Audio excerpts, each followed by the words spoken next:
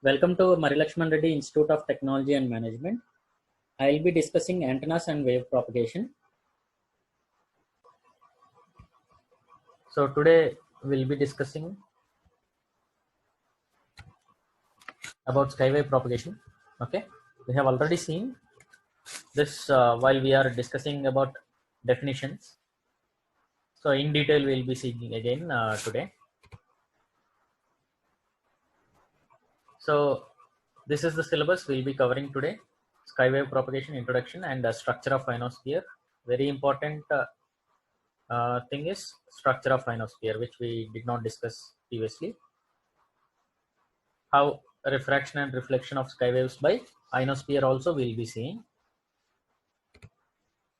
So according to the previous questions, there is a 3 marks question to explain about D region, which is present in ionosphere. Ionosphere will consist of several layers. We'll discuss that. Among that, one question is explain about D region. Next, not more many questions from skywave, especially about skywave, but there are several questions about virtual height, line of sight, effect of Earth's curvature, which we have already discussed. Now, simply what is skywave propagation is the range of frequencies to operate in skywave propagation is above 3 megahertz and below 30 megahertz. So after 30 megahertz, what happens? It goes to space wave propagation. Now, skywave propagation is something like, we can say, radio waves which are propagating through the ionosphere, from the ionosphere, and I mean reflecting back from the ionosphere. So each reflection is known as a hop from ionosphere after reflecting from the ionosphere. So this reception of skywave is called as skip. Only reception of skywave is called as skip. As you go on increasing the height of the region in ionosphere, okay, the distance covered on the earth will be increased. Okay, as you go on increasing the height of the ionosphere, the region covered on the earth's surface from transmitter to receiver will be increased. There are several layers: D, E, F1 and F2. So F1 and F2 are nothing but F layer. It will be divided into two parts. Okay, we'll see everything in detail. So D can travel up to 50 miles and E can travel up to 1200 miles, and F2 can travel up to 2500 miles on the ground surface. Okay, so skywave propagation can have multiple hops, as we discussed previously in the previous classes. So after hitting the surface of the earth, it reflects back again to the ionosphere and goes. So this is how the ionization is formed. So ionosphere, how it divides into several layers. That is what very important. How it happens actually. So we'll see this in detail. So let us say this is the Earth's surface and there is a layer of the atmosphere, starting of the atmosphere. So where we'll be having huge number of atoms. Okay, huge number of atoms. An atom will have protons, neutrons and electrons. Okay, so in this layer there will be more number of atoms. As height increases from the earth's surface, the number of atoms density will be decreased. Okay, here density is decreased, here much decreased, which means very less number of atoms are present. Okay, as we go on increasing the height of the earth, number of atoms density will be decreased. Okay, so let us consider this top layer, which is having very less number of atoms. Okay, so when the sun emits the cosmic rays like this, okay, all these cosmic rays, when it hits the upper surface, it will make this atom to release the electron present in it. So after electron is lost by this atom, what happens to this atom? It becomes an ion. Okay, it becomes an ion. Here, since we have less number of atoms, the cosmic rays which are hitting these atoms will be stopped there, and rest of the cosmic rays will be penetrated into the next layer. Okay, so here the ionization happening is very less because the cosmic rays are hitting very less number of atoms and only few atoms are converted into ions. So that's why it is called as less ionization layer. And when you come to the medium part, medium layer, okay, there will be medium number of atoms present, and the cosmic rays which are skipped from this layer will be hitting the atoms in this layer, and after cosmic rays hits this layer, due to the energy present in sun rays or cosmic rays, that makes atoms to release the outermost orbit electrons and makes the atoms ions. Okay, so here the number of ions formed is more when you compare to this layer, upper layer. So here it is called as more ionized layer. This layer is called as more ionized layer, and more ionization is happening in this layer. And the cosmic rays which are skipping these layers, this layer will be going to the next layer, okay, where the number of atoms are very, very high. The number of atoms are very, very high, but the cosmic rays touching this layer are very, very less. So since the cosmic rays which are touching this layer are very, very less, the ionization also will be very less. Hope you understood. So here cosmic rays are more, but atoms are less, so less ionization. In the middle layer, medium number of atoms are present, medium number of cosmic rays are present, so more ionization happens here.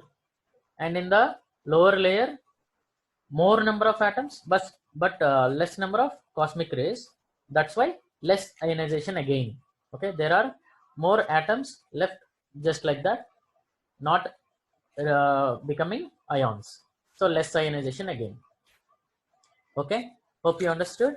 Now let us see the transmission of signal, how it happens.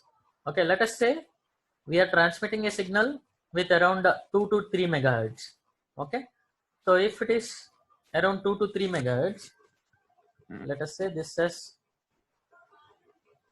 2 to 3 megahertz. Generally it starts from 3 megahertz, we said, right? So it may be above ground propagation. Ground wave propagation is till 2 megahertz. So after 2 megahertz, so what happens to the signal? It goes till the first layer of ionosphere and reflects back. Okay, why it is reflecting back? We have already seen, right? So duct propagation, we have seen in duct propagation. Since the layer here will be more denser and the layer here will be rarer, so when the electromagnetic waves transmitting from denser medium to rarer medium, it will reflect back. Okay, so if it is around 2 to 3 megahertz, it will be reflecting back by the first surface. Whereas if it is greater than 3 megahertz, around, let us say, 15 megahertz, see this pink line, so it goes till here and it penetrates into the second layer. It will not reflect back here since the frequency is high. Okay, it penetrates, and after hitting the middle layer, it will be reflected back. So this is what around 15 megahertz signal does. If you go on increasing, if you go to frequency of 30 megahertz, so it goes still beyond the second layer also, and it hits the third layer of ionosphere and reflects back. So if it is more than 30 megahertz, what happens? It will penetrate into the third layer also, and it goes beyond the third layer, and that communication is called as space wave communication, which we have already seen that. Okay, so lower frequencies will be obviously reflected by lower layers. Okay, hope you understood. This is what happening of the reflection mechanism. So when the when the angle of incidence of the electromagnetic wave is greater than critical angle, so it will be reflected back to the same surface. Here in this criteria, the same surface means our earth. Okay, next.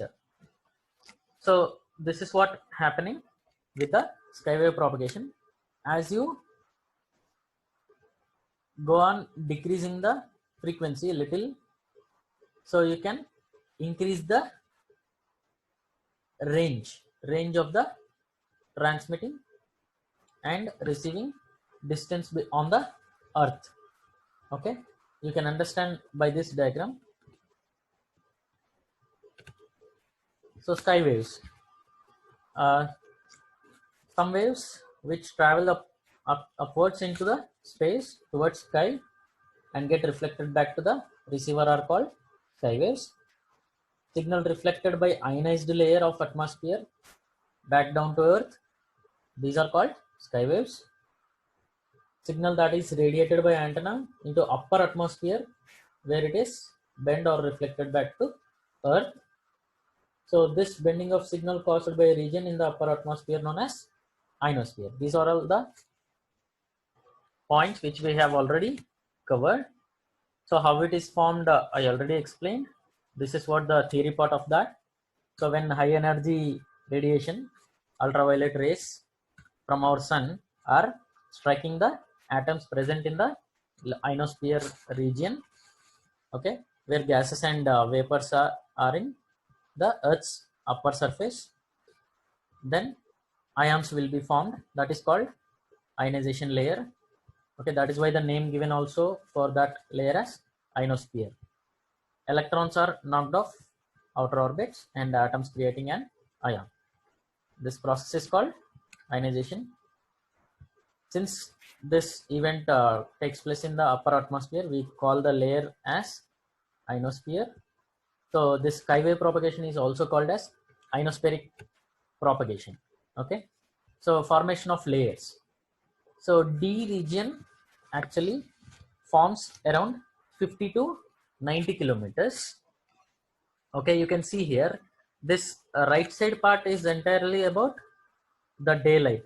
Okay, this part is daylight region and the left side part is night time. So if it is daytime, you can be able to form D region, E region, F1 region and F2 region. Okay, D region extends from 50 to 90 kilometers.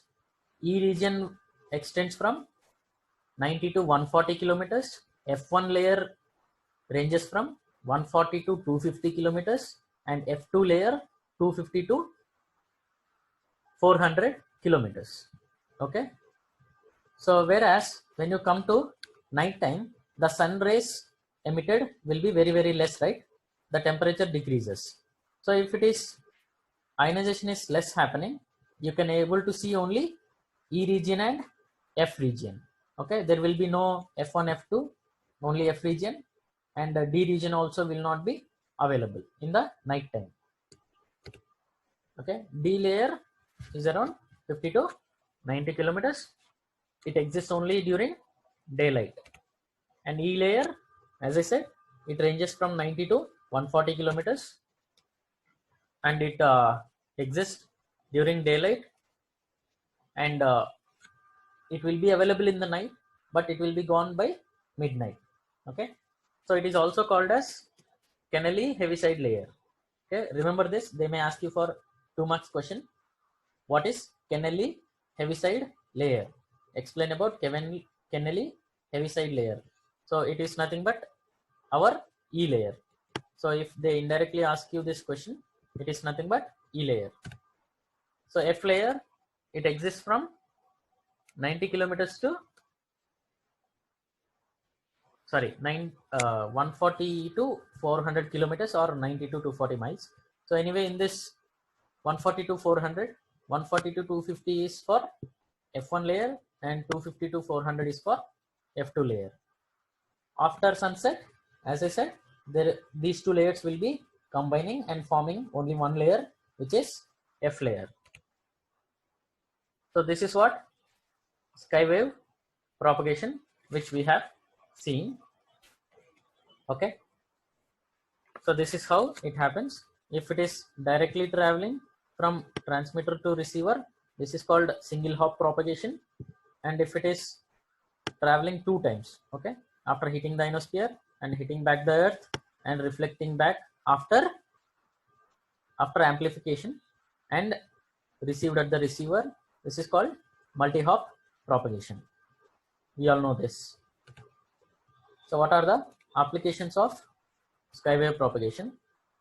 So these waves can have medium as well as high frequencies.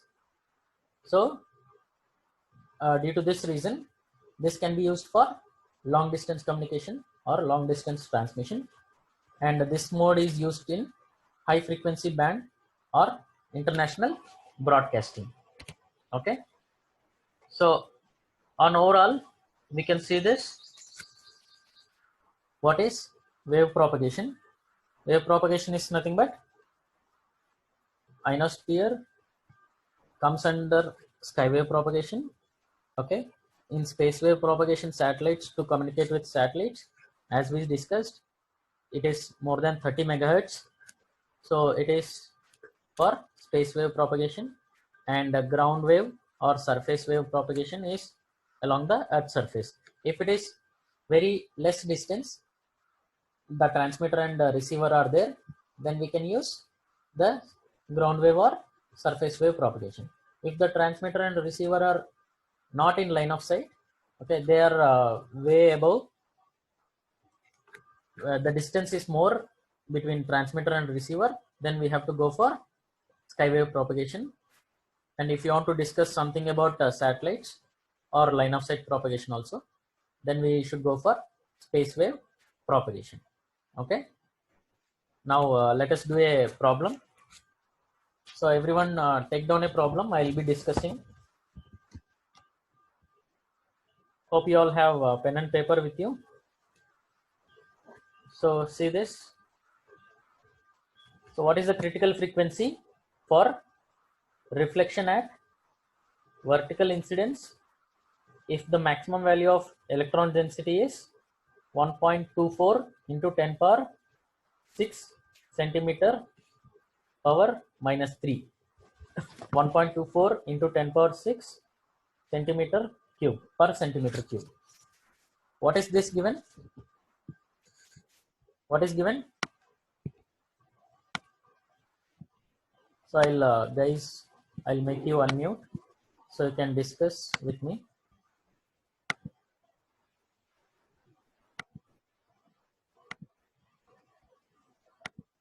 So here for us,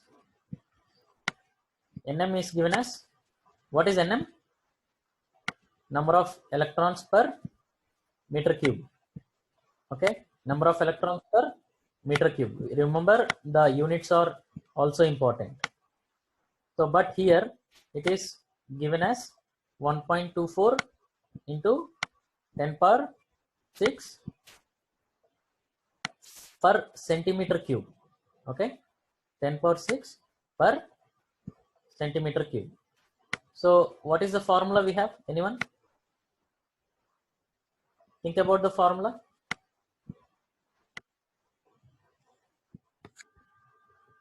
Everyone think about the formula. This is given. You need to find the answer for that. Which formula you can use?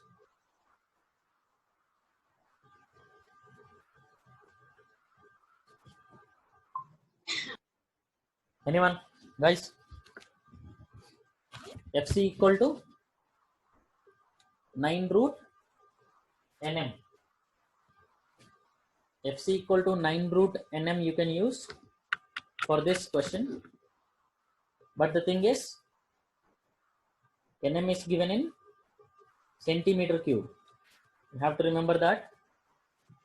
Okay.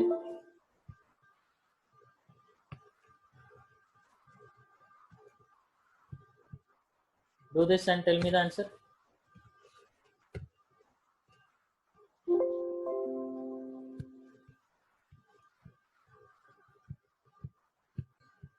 Okay, let's see the answer for this question.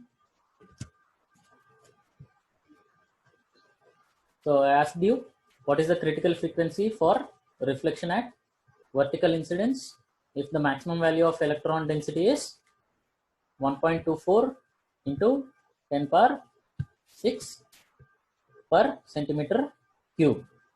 Okay, since the electron density is given in centimeter per minus 3, we have to convert it into meter cube per meter cube. So what we need to do? So nm is nothing but 1.24 into 10 power 6 into 10 power minus 6 to convert into meter cube. So after converting into meter cube, if you solve this question, this is very important. If you are not converting into meter cube and solving the question, the answer is gone. Okay. So it is looking very small, but the conversion is very important. So it becomes 9 into 1.114, and which is 10.026 megahertz. So since it is the frequency Fc, the formula itself is in megahertz. So the answer you will be getting in megahertz, since nm is taken as meter cube. Nm is taken in meter cube. You guys understood? Yeah, that's what about today's session, and we almost done with the skywave propagation. We'll do some more problems in the next session, and if anything is left in the wave propagation. Okay, understood everyone?